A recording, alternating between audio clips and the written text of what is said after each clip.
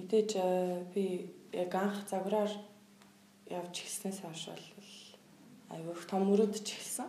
Тэгээд зөндөө олон жилиг бол одоо туршиж үзэж тэ боломжуудыг ирж хайж ингэж явж исэн. Тэгээд яг одоо л яг мөрөөдлийнхөө эхний алхмыг ч гэдэг юм уу тавьчаад байж байгаа. Тэгээд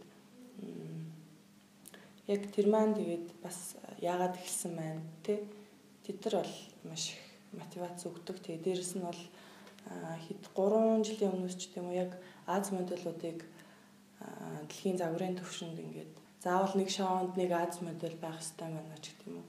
Тийм дэлхийн загварын ертөнцид тийм diversity гараад ирсэн тий. Тэрнээс бол за хятад модулууд чадаад байгаа юм чинь бас би Монгол модуль яагаад чадахгүй юм бэ гэж бас дотроо бодож болох юм байна гэж өөртөө урам зориг өгчээсэн тий.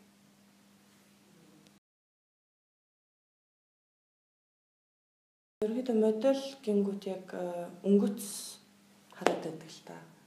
Тэгээд яг миний хувьд болохоор энэ загварын ертөнцийг ерөнхийдөө бол урлаг гэж хүлээж авдаг.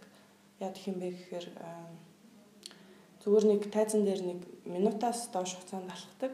Гэхдээ бид нар тухайн хүний дизайнерын хувцсыг өмсөөд тухайн хөгжмөндөө уусаад урлаг бүтээж байгаа гэж ойлгож болно. Тэгээд модель хүний хийх ёстой зүйл гэх юм бол бүх орчин дээр бүх юмдаа тайзандаа уусаж би жишээлбэл одоо хувцас харж аваад за ийм хувцас өмссөн ямар хуу дотоод хүнтэй вэ те ямар хуу зан хараагч хэрэгтэй байж болох вэ те тэрийг илүү илэрхийл харцаараа алхаагаараа илэрхийлэхийг оролддог гэсэн үг.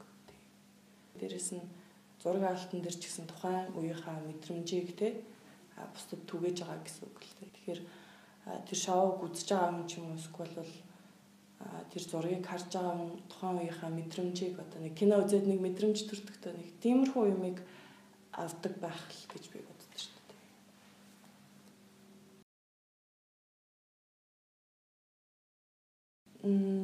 Угаасаа ямар ч салбарт ажиллахад бол тухайн салбартаа дурлах хэрэгтэй хамгийн ихэнд. Тэгээд тийм учраас хэрвээ үнэхээр дурлсан бол тэрнийхээ төлөө одоо тэрнийхээ талаар судлах хэрэгтэй ямар ч байсан. Тэгээд хэрвээ үнэхээр дурлсан бол зорилгынхаа төлөө бас шантрахгүй явах хэрэгтэй. Мэдээж ямар нэг юмыг биелүүлэхэд зөндөө олон саад гарч ирдэг. Тэгээд тэр бүхнийг те зорилгоо бодоод давах хэрэгтэй. Тууштай байх хэрэгтэй.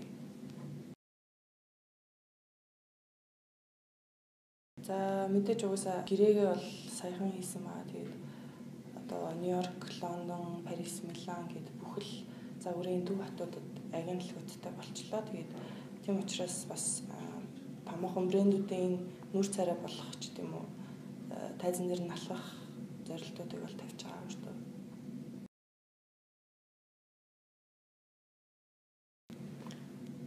Хувцлалт гэдгийг бол би өөрийгөө одоо өөрийгөө бүрдүүлж байгаа гэх юм одоо хүнд шууд одоо л тэгэл хувцсыг хараад дүнждэг болсон шүү дээ. Тийм учраас яг хүнийг дуурайх биш яг чи өөрөө хин юм бэ? Тэрийгээ дагж хувцлах хэрэгтэй гэж би бол боддог.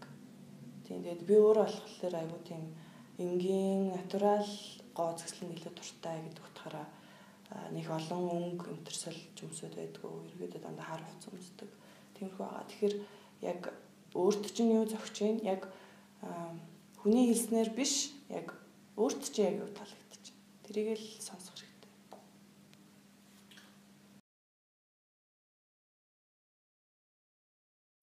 За ерөнхийдөө бол модулуудын өрсөлдөөн маш хүчтэй байдаг.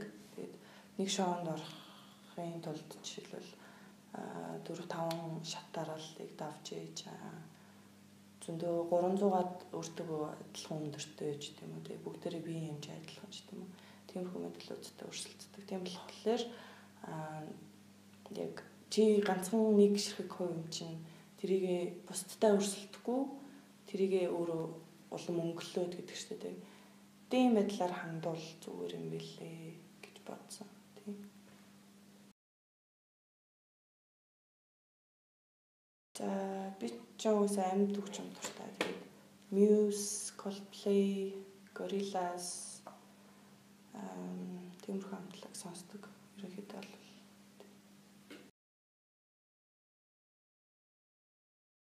тийм ер нь тэрнтэй холбоотой ч юм уу ер нь би нэг гангалч монголд байх нэг дуртай шүү. Тэгээд ерөнхийдөө бол гадар явахдаа ч гэсэн их нүүр мөрөөгөө төсмөсөө анзлаад байдгүй.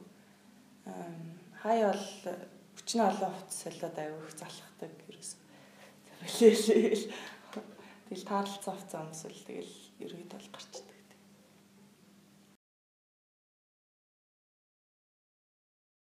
Өөсөө Instagram-аас болоод одоо жижигэд Kindle ч гэдэг юм уу модулууд аягүй нэрд гараад тэгээд одоо бүхэл брендийн нүүр царай болж байгаа. Тэгээд миний хувьд болохоор жоохон уйдгартай санагдчихж байгаа. Яг гэх юм бол бүх брэндүүдийг яг л нэг хүн ашиглаад тэгээд яг мейкап, стайлинг солигдсон ч гэсэн яг л нэг нүүр царай байгаа л гэдэг.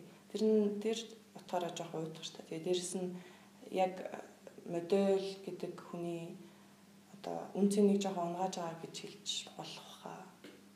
Тэгж